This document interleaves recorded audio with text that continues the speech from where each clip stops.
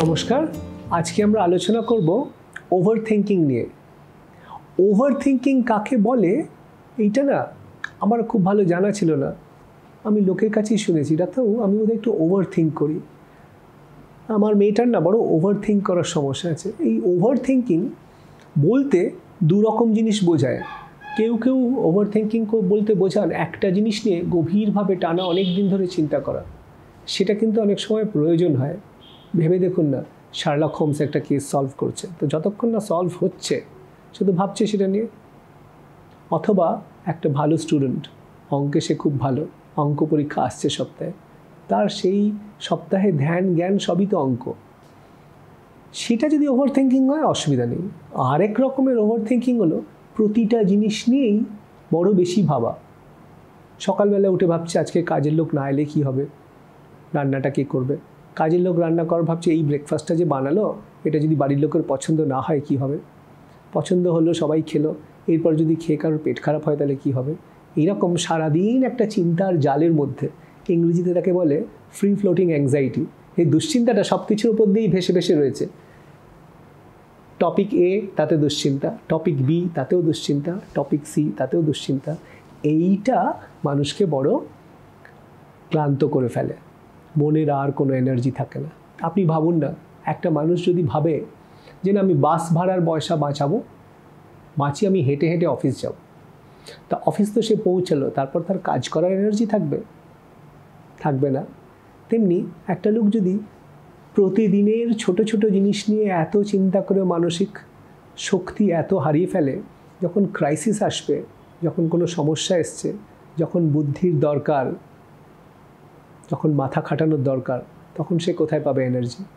সেই জন্য over thinking বলতে মানুষ যেটা বোঝায় এই যে অ্যাংজাইটি অ্যাবাউট এভরিথিং, প্রতিটি জিনিস নিয়ে দুশ্চিন্তা, এটা কিন্তু আলটিমেটলি হেল্প করে না, মানুষকে সমস্যাতেই ফেলে। আমাদের মনের শরীরের মতো মনের ক্যাপাসিটিও সীমিত। আমাদের মনের ক্ষমতা জায়গা মতো ঠিকভাবে ব্যবহার করতে হবে।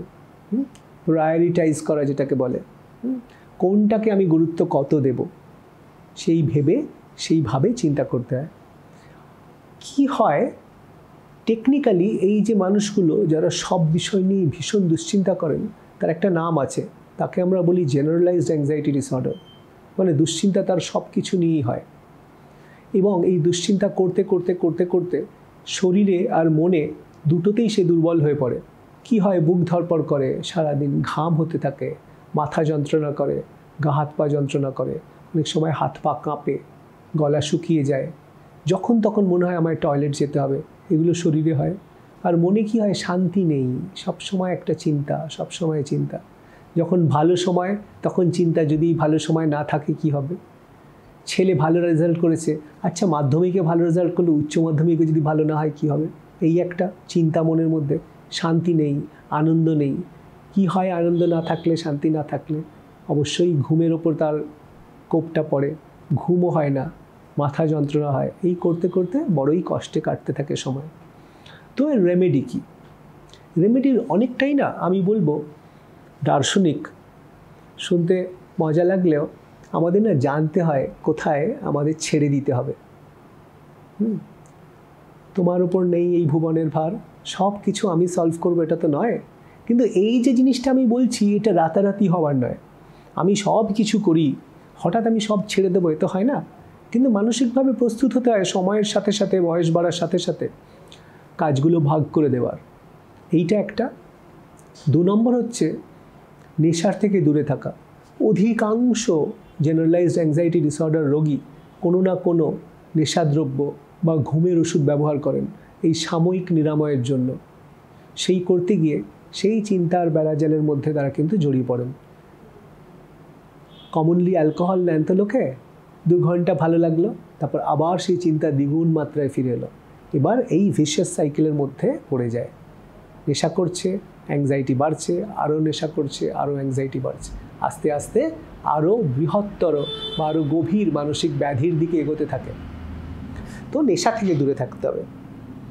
কতগুলো তো নিয়ম আছেই, আমি আগেও বলেছি, যেমন সুষম আহার, যেমন এক্সারসাইজ, ভালো ঘুম, ভালো মানুষের মধ্যে থাকা, ভালো বন্ধু, ভালো আত্মীয় স্বজন, সেই মানুষগুলোর সাথে কানেক্টেড হয়ে থাকা, এইগুলো একটা ভালো হবি থাকা, বই পড়া, গান শোনা, ছবি আঁকা, এইগুলো নিয়ে থাকলে মন ভালো থাকবে। এইগুলো নিয়ে চললে দুশ্চিন্তা অনেক কম থাকবে। এরপর তো প্রফেশনাল হেল্প আছেই। তো ওভার থিঙ্কিং নিয়ে আজ এটুকুই থাক। এরপরে আবার অন্য কোনো টপিক নিয়ে আমি আবার আসবো। নমস্কার।